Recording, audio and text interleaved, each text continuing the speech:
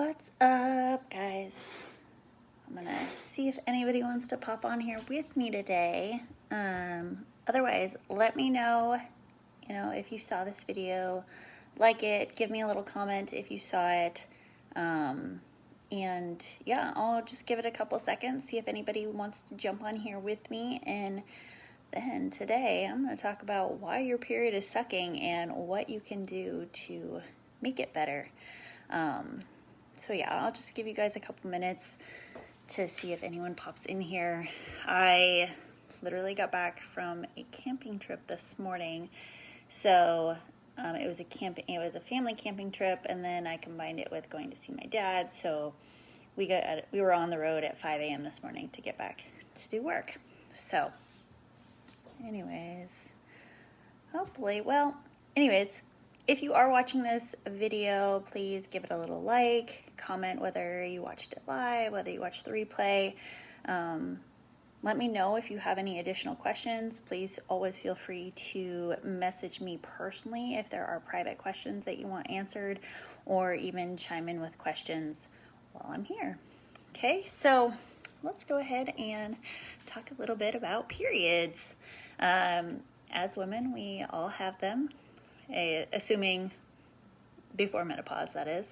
I've been talking, so in my 28-day challenge, we've been doing training associated with their cycle. So basically, we've just been running through 28 days of what training looks like to optimize the hormonal fluctuations that are going on in a woman's cycle during each phase of her cycle. So follicular phase, the first 2 weeks, luteal phase, the last 2 weeks. So we've been kind of talking about how to optimize training. Now, by optimizing training, that's just one piece of the puzzle.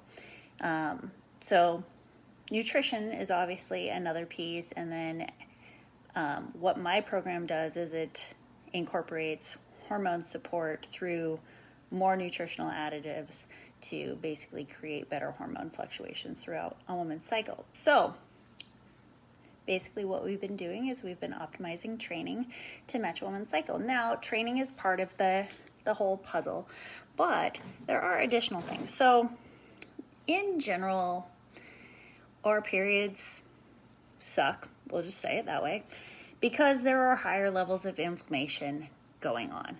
Now, this could be higher levels of inflammation coming from food, coming from exercise, coming from undersleeping, coming from alcohol. Like, inflammation comes from many, many different places. And it's hard because during that time of the month, like right before our period, that's where we see where our body is naturally suffering from higher levels of inflammation to begin with. But instead of kind of backing off on training, like doing training that's more appropriate for what our body needs, we normally ramp things up. We have a tendency to feel guilty that we can't put the same kind of effort, or we don't feel motivated. And I mean, you shouldn't feel guilty for any of those things. Like, your body is giving you signals as to what it actually needs. So when it comes to your period, generally, we have cramping that we experience, those PMS symptoms. So like changes in mood, irritability, decreased motivation, probably even seeing some sleep disruptions, all of those things. And, sleep disruptions can lead to higher levels of inflammation. So really, if your period is presenting itself in a way that's causing extreme discomfort, like high levels of cramping, like feeling super lethargic, like just like that painful, like I don't want to do anything kind of, we all know it, we've all been there. But if your period is presenting itself that way, then you're likely having a little too much inflammation. This could be from food, this could be from exercise, this could be from undersleeping, this could be from increased processed foods like fats that are higher in pro-inflammatory fatty acids, so omega-6 fatty foods. So things you can do to support your body in this. Like, one, making sure that you're getting the right amount of protein, carbs, and fats.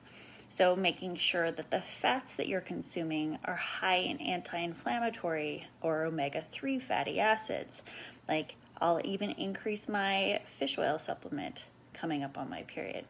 Making sure to decrease inflammation. So from a food standpoint, foods that are going to be higher processed foods, or highly processed, more processed, are going to have the potential to bring about higher levels of inflammation in your body.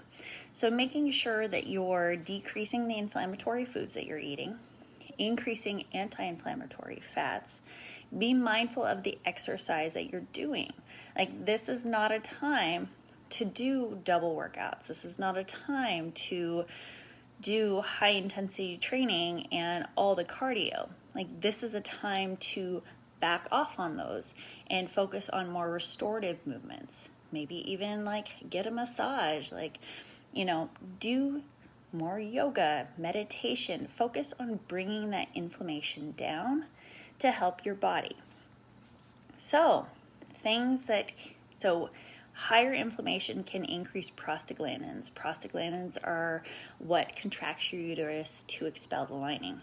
So when you have higher levels of inflammation leading up to your period, that's going to cause higher levels of prostaglandins, which are going to cause higher or more painful cramping.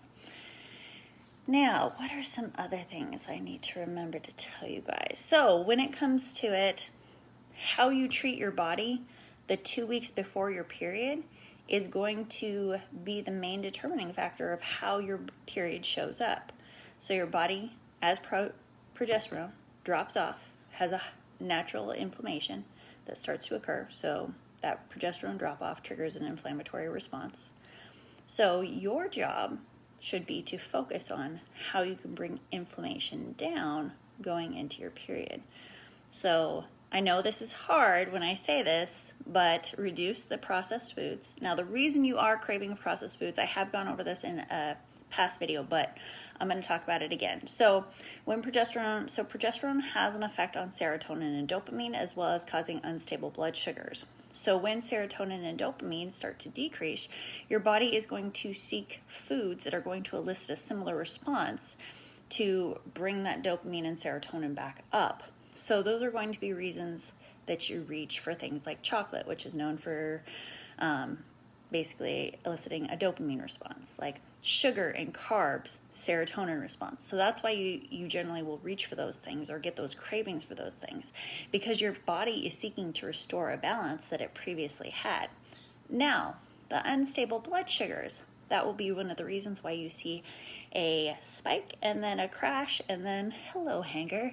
So combine that with the desire for foods that are going to elicit serotonin and dopamine responses, and that leads us to want to reach for more processed foods. So the trick with this is to make sure you're getting what you need. So making sure that you're getting the right amount of calories, making sure that you're getting the right macro distribution. So that changes from the first part of your cycle to the second part of your cycle. Now, I've actually gotten to a place where my period just shows up.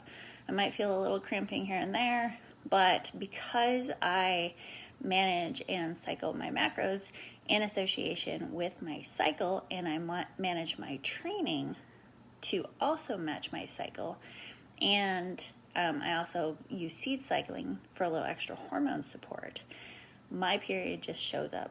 My weight fluctuates a couple pounds here and there, but otherwise, basically, it's just another day.